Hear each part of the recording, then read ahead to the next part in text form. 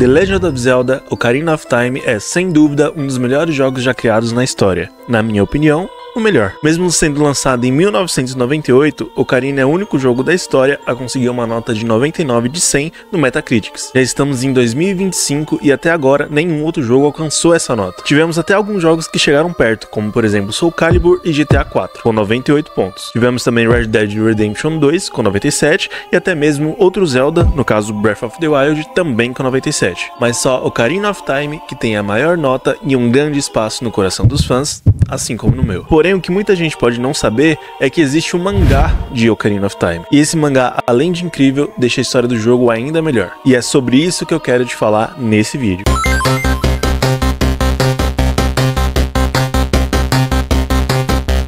E aí galera, beleza? Tô aqui de volta mais uma vez, dessa vez para falar sobre o mangá de The Legend of Zelda Ocarina of Time, de como esse mangá é incrível e acrescenta muita coisa pra história original do jogo, né? Mas antes de começar esse vídeo, eu quero te pedir para que se inscreva no canal, me ajuda aqui. Eu tô voltando com o canal agora, mas tô com essa meta aí de conseguir aumentar os inscritos do canal. Quem sabe aí até 500 até o final do ano. Então me dá essa força aí, assiste o vídeo até o final. Tenho certeza que você vai gostar do vídeo e se você gostar, se inscreve no canal, beleza? Mas sem enrolação, vamos lá. O mangá de Ocarina of Time faz parte de uma série de mangás lançados sobre a franquia The Legend of Zelda e foram lançados ao todo 7 mangás sobre os jogos, o que seriam esses o de Ocarina of Time, Majora's Mask, Oracle of Seasons, Oracle of Ages, Four Swords, The Minish Cap e mais recentemente foi terminado o mangá de Twilight Princess, sendo esse o mais longo da série até então. Akira Himekawa é a autora dessa série de mangás, tanto na criação da história quanto nas ilustrações. Uma curiosidade aqui é que Akira Himekawa é um pseudônimo de duas artistas mulheres e optaram por nunca revelar seus nomes, então elas usam Akira Himekawa como pseudônimo daí da dupla. Mas então vamos lá, sobre o mangá de Ocarina of Time e como esse mangá acrescenta para a história original do jogo. Assim, vale lembrar que o mangá ele não é canônico, ele é licenciado pela Nintendo, mas não é canônico. Mas assim, mesmo não sendo canônico, ao meu ver,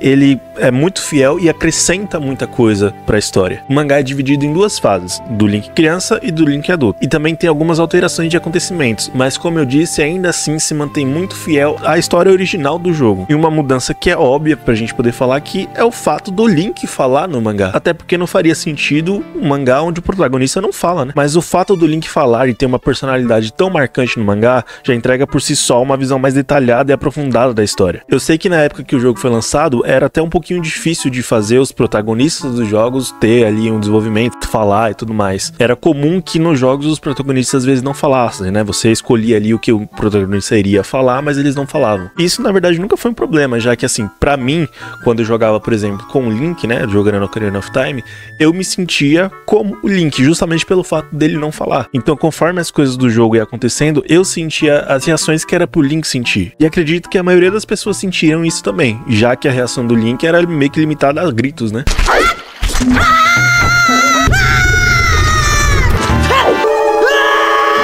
Mas no mangá isso é diferente. O Link tem um desenvolvimento muito bom, o que era óbvio, né? Se tratando de um mangá. O Link, ele é meio que um personagem típico protagonista de anime. Ele é bondoso, ele quer ser um herói, ele é corajoso, como o próprio poder da Triforce sugere que ele seja, né? Já que é a Triforce da coragem. Mas ele também é brincalhão, engraçado e até um pouco metido também às vezes. Mas não é só o Link que tem um desenvolvimento diferente no mangá. Os outros personagens que aparecem no jogo, são marcantes nos jogos, também tem um desenvolvimento maior, né? Então, assim, deixa tudo mais detalhado, mais rico. E um desses personagens que eu queria dar uma ênfase aqui é o Mido, por exemplo. O Mido nos jogos, ele é um moleque chato, é um rival do Link, né? Um moleque chato que não deixa ele passar pra ver a Deku Tree e implica com ele pelo fato dele não ter uma fada. Mas no mangá, a relação deles é um pouco diferente, um pouco mais aprofundada. O Mido ainda é esse moleque chato que implica com o Link pelos mesmos motivos do jogo, mas você vê que o Mido tem um certo ciúmes do Link, por conta da relação dele com a Saria, né? Obviamente. No jogo também é um pouco assim. Mas até por esse motivo, no primeiro confronto que a gente tem no jogo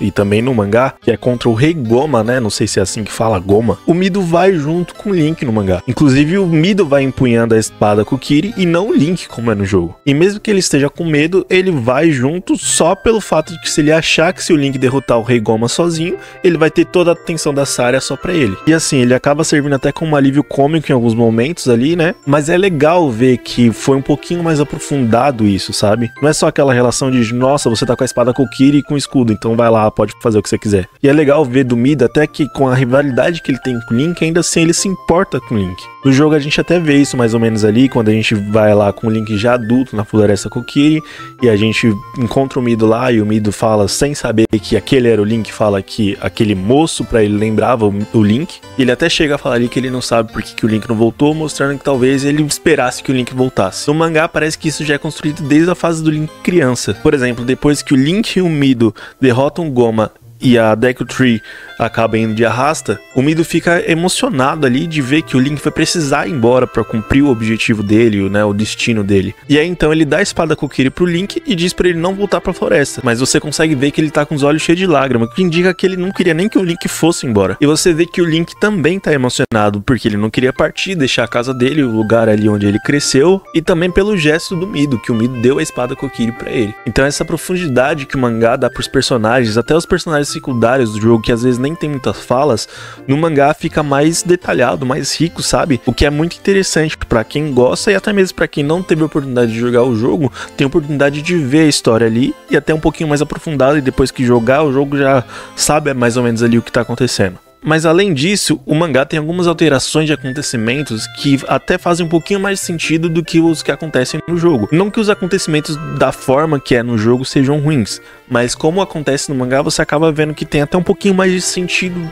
do que da forma que foi no jogo. Um exemplo até um pouco ousado de alteração que o mangá faz é o primeiro encontro entre o Link e a Zelda. No jogo, o Link chega até a cidade do castelo e precisa se infiltrar no castelo para encontrar a Zelda no jardim lá, né? Já no mangá, quando o Link chega na cidade, ele tem o primeiro encontro com a Zelda ali na cidade mesmo, sem ele nem saber que é ela, já que ela tá disfarçada porque ela quer fazer coisa sozinha, sem precisar ser a princesa. O Link se meteu em confusão porque ele come um monte de comida lá dos vendedores, e aí é quando a Zelda vê ele. Os vendedores estão perguntando como que o Link vai pagar por tudo aquilo que ele comeu, mas ele não tem dinheiro, ele nem sequer sabe o que é dinheiro. E aí quando os vendedores estão confrontando ele, a Zelda vê o Link e vê que eles pegaram a pedra Kokiri do Link. E aí ela reconhece a pedra Kokiri, se intromete, paga pelo que o Link comeu e pede pra ela passear com ele, passar o dia com ele, e até promete que iria apresentar a Zelda pra ele, falando que ela é uma amiga da Zelda. E aí eles passam um dia junto, brincam e tal, e em um momento aparecem algumas guerreiras Gerudos pra tentar roubar a Ocarina do Tempo, né, Ocarina of Time,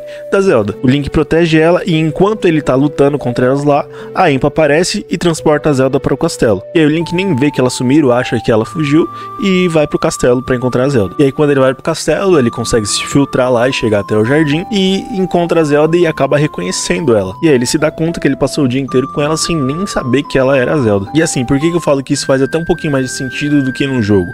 Porque no jogo a gente se infiltra no castelo, chega até lá, encontra a Zelda pela primeira vez, e quando ela vê o Link, ela já vai contando as coisas pra ele e tal, e tipo, é o primeiro encontro deles ali, ela não suspeita, tudo bem que é uma criança que se infiltrou no castelo, mas como que ele entrou ali? E assim, eu sei que quando ela vê ele, ela já sabe mais ou menos quem ele é, por conta do sonho profético que ela teve, né? Que ela vê a fada dele, vê ele de verde, sabe que ele é da floresta, e ela já sabe quem ele é. Mas no mangá é até um pouco mais aprofundado, porque antes dela contar sobre o sonho que ela teve pro Link e tudo mais, ela conheceu ele durante o dia e viu ele com a pedra Kokiri. Então assim, no mangá ali, ela já não tinha dúvidas do que o Link era aquela pessoa que ela vê no sonho dela. E assim, só pra contextualizar, pra quem não sabe qual que é o sonho da Zelda, ela vê uma nuvem negra maligna cobrindo Hyrule, então um raio de luz sai do meio das nuvens em direção à floresta. E aí ela vê uma figura de uma pessoa com uma pedra esverdeada e uma fada. E ela diz ali que desde que ela viu o Link na cidade, ela sabia que o Link era aquela pessoa, né? Porque ela teve todos os indícios de que o Link era aquela pessoa. E que, no caso, as nuvens negras malignas representariam o Ganondorf.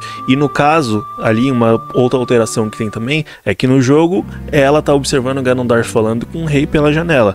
Mas ali, enquanto ela tá conversando com o Link, o Ganondorf chega no jardim também. E aí ele pede pra ela mostrar a Ocarina do Tempo pra ele e tal, e aí ela pede pra ele sair dali, meio que expulsa ele dali e ele vai embora. Mas já é uma alteração também, uma construção pro Ganondorf, porque no jogo, simplesmente ela suspeita que o Ganondorf é uma pessoa má, e tudo que ele tem de prova de ele ser uma pessoa má é que ele tá ali falando com o rei e de repente ele olha pro lado e dá uma risadinha maléfica. Já no mangá, já dá pra ver as intenções dele ali desde o primeiro aparecimento dele ali, que ele aparece no jardim meio que se intrometendo, sabe? Então assim, são mudanças que o mangá faz que, por mais que se mantenham muito fiel ao que o jogo realmente é, mas uma mudancinha ali, uma adaptação que é muito válida e é muito bom, e tipo assim, claro que tem que ser diferente, porque eles têm que adaptar, não dá pra fazer exatamente como é no jogo.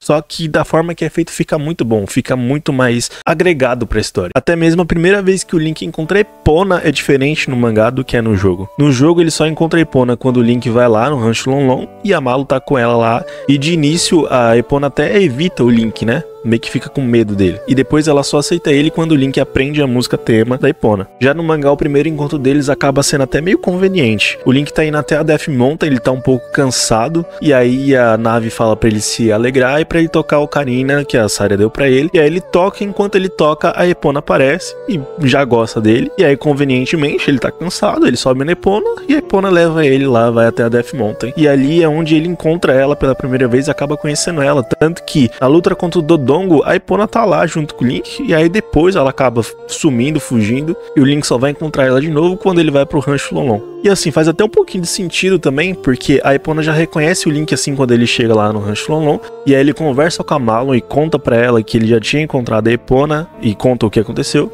E a Mallow, vendo que a Epona gosta do Link, ensina a música da Epona pro Link. E assim, fazendo a comparação com o jogo, no jogo o Link ele só monta na Epona depois que já tá adulto, que é quando a gente vai fazer o minigame lá da corrida com o Mr. Ingo. Quando a gente vai montar lá no rancho já adulto, o Mr. Ingo pergunta se a gente quer uma corrida, e aí se a gente tocar a música da Epona, ela vai vir até a gente consegue apostar a corrida com ela. E depois que a gente aposta com o Mr. Ingo e ganha, ele até se pergunta como é que o Link adestrou tão bem a Epona, sendo que na verdade no jogo aquela é meio que a primeira vez que o Link tá montando na Epona. Já no mangá, quando o Link tá adulto, é diferente também a forma como ele consegue montar na Epona de novo, mas acaba até fazendo um pouco mais de sentido, já que ela se lembra dele e ele aprendeu a música e consegue acalmar ela ali pela ocasião que tá acontecendo. Agora, uma outra parte também fica mais interessante no mangá do que no jogo é quando o Ganondorf tá indo atrás da Zelda. No jogo, quando a gente já tem as 3 pedras espirituais, a gente vai para a cidade do castelo e quando chegamos na entrada, começa aquela cutscene da Impa fugindo com a Zelda. Aí a Zelda joga a Ocarina do Tempo pro Link, ela cai no lago, né? E logo depois aparece o Ganondorf e rola um diálogo dele ali perguntando pro Link se ele viu pra onde elas foram e tal. E o Link pega a espada pra enfrentar o Ganondorf. Aí o Ganondorf solta um poder nele, derruba ele,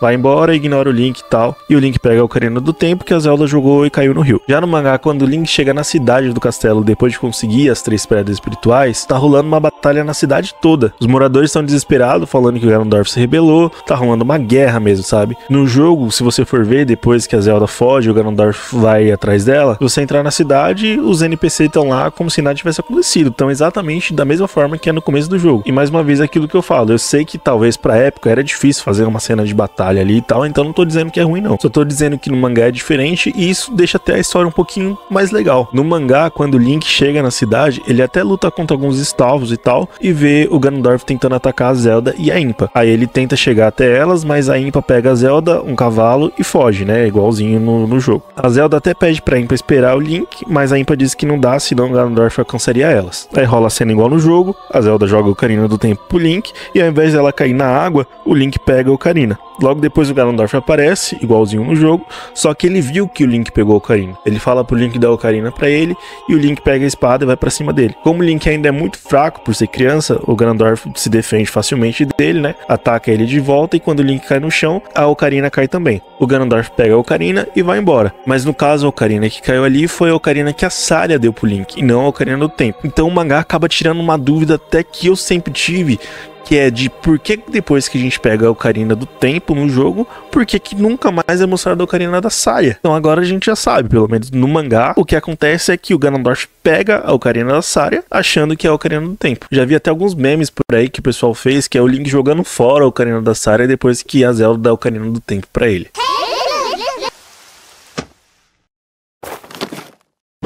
Aí, enfim, esses pontos que eu citei são algumas das muitas mudanças que o mangá faz, isso na fase do Link criança ainda, depois o Link vira adulto. Quando o Link sai do Templo do Tempo já adulto, tá rolando uma guerra na cidade, mesmo depois dos 7 anos que se passaram. Então o Link ele tem até algumas lutas ali, e ele percebe que ele precisa treinar pra ter mais habilidade com a Master Sword, né? Já é a primeira alteração aí praticamente que tem aí já na fase adulta dele. Já que no jogo a gente não treina, né? Praticamente só vai. Agora eu queria falar de uma mudança em si que o jogo traz que na verdade é até um pouquinho triste, sabe? Que é no caso do Volvagia, o dragão Volvagia. Pra quem não se lembra, né? O Volvagia é o dragão que o boss final do Templo do Fogo na Death Mountain, mas no mangá foi construída uma base meio que de amizade dele com o Link. Rola até um flashback de quando o Link ainda é criança, que ele vê o Volvagia, quando ainda era filhote, preso numa gaiola na feira, né, da cidade, e então ele compra e liberta o Volvagia.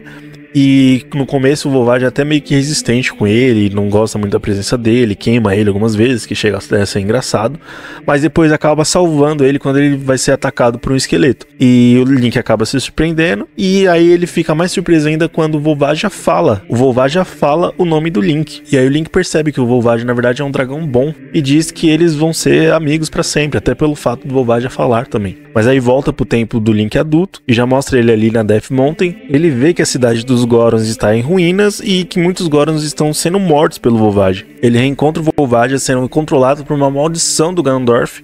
E aí o Sheik aparece e fala pro Link que o único modo de libertar o Volvagia é matando ele. O Link fica triste, obviamente, porque vai ter que matar um amigo dele, né? E aí quando o Volvagia ataca ele ainda tenta fazer que o Volvagia se lembre de quem ele é, se lembre dele, e mesmo assim não funciona. E aí quando ele vê que não tem jeito, ele acaba matando o Volvagia, decapitando ele. E a cabeça do Volvagia cai no chão e ele ainda tá vivo. E ele vai se libertando da maldição. Aí ele começa a chorar, olha pro Link e com uma certa dificuldade, ele diz o nome do Link uma última vez antes de morrer. Então assim, essa parte traz um peso que no jogo não tem. Isso é uma alteração bem alterada, pra falar a verdade, do jogo, mas traz um peso pro mangá que é bom. Muita gente pode achar ruim, pode achar que era desnecessário fazer o Volvagia ser um amigo do Link, porque não tinha nem por que fazer isso. Não tem nenhum indício de que o Volvagia seria um amigo do Link. Só que, sabe, não sendo tão crítico, ficou bom, sabe? Ficou legal, traz um peso ali de que o Ganondorf tá controlando os vilões. Ele coloca uma maldição no Volvagia, assim como ele coloca no Ingo também. Então acaba sendo até um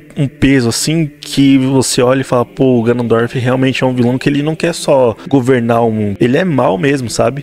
Ele é mau e cruel. Agora indo pra uma coisa até um pouquinho legal também que tem no mangá, é quando o Link tá indo pra Kakariko, né? E aí a Impa aparece e ataca ele. Ela acha que ele é um monstro que assumiu a forma de uma pessoa, mas aí ela vê que ele não é um monstro, reconhece o Link e leva ele pra vila. É lá, eles conversam, o Link vê até e fala que a Vila Kakariko se tornou um dos poucos pontos do mundo que tá em paz ainda, sabe? Mas a Impa diz pra ele que tem aparecido alguns monstros por lá que se disfarçam de pessoas, e é até por isso que ela atacou ele. Então o Link fica meio abalado e pede pra que a Impa treine ele, falando que ele quer derrotar o Ganondorf e quer proteger a todos. A Impa aceita e eles começam a treinar lá na vila. E aí um momento, enquanto eles estão treinando, o Dark Link aparece lá na vila, saindo lá do poço da Kakariko, né? O que já causa uma alteração também, já que no jogo o Dark Link só aparece como um inimigo ali, um sub-boss no Templo da Água. Mas no mangá tem até uma construção ali, né, da Impa dizer que tem um monstro que se transforma em pessoas e tal, e aí acaba até dando um sentido do porquê existe um Dark Link. Mas enfim, o Dark Link aparece, o Link enfrenta ele,